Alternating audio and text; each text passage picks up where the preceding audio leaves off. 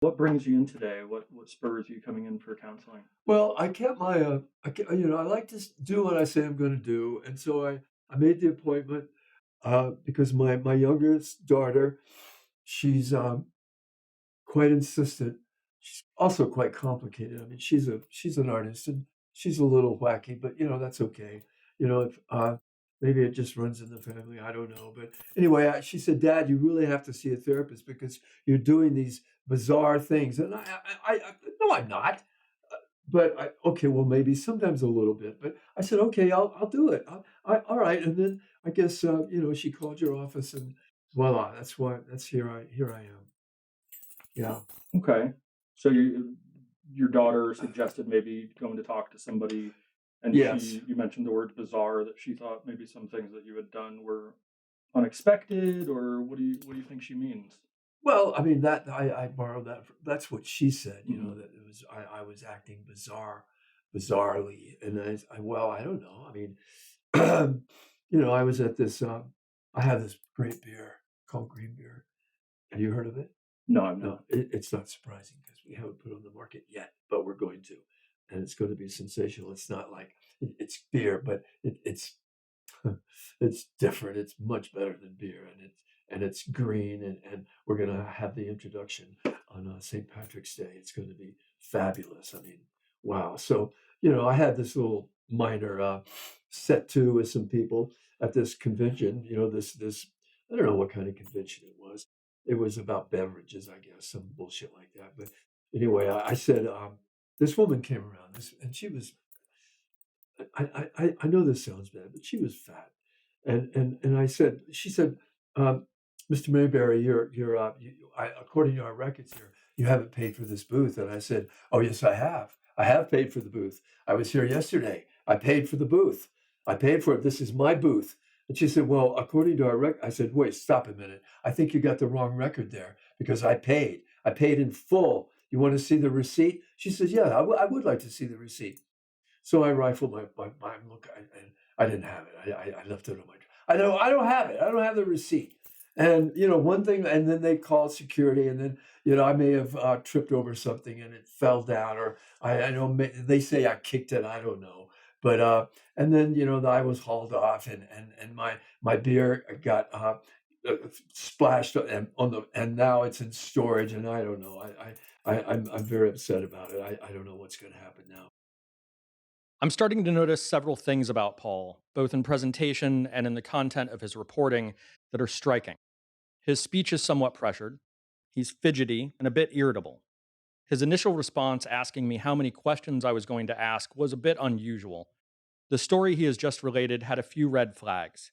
The green beer venture seems a bit unlikely and perhaps grandiose, but I'll wait to get more information before making any definitive judgment on that.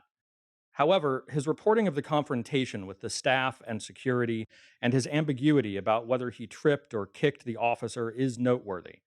All in all, I'm starting to wonder about a possible bipolar disorder, including any impairment in reality testing, which could also be indicative of a psychotic disorder.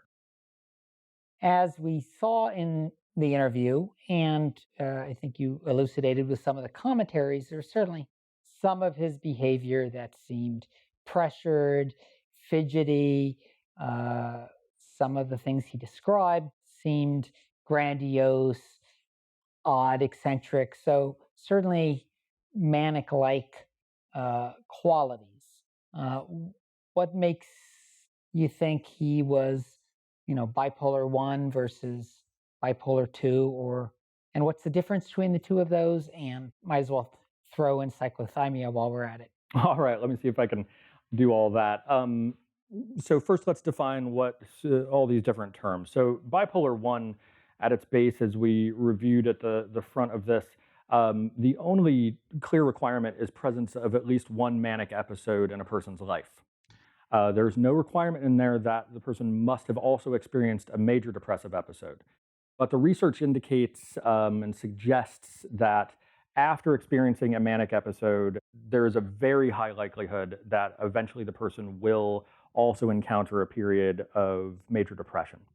So that's bipolar one, major depression and manic episode.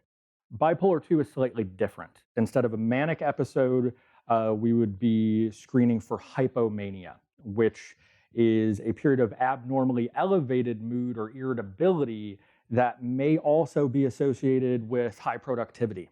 So often people won't describe discomfort during a hypomanic episode, and I personally have found those very hard to define, hard to ask somebody to go back in their history and have you ever had a period of time where you've been slightly irritable or more irritable than usual for several days and you were also highly productive? Doesn't really stand out for people as a period of distinct change in their life. Mhm. So along So with that's different from a full-blown manic episode. correct, a full-blown manic episode, once you have worked with somebody or seen somebody in the midst of a manic episode, there's no mistaking it.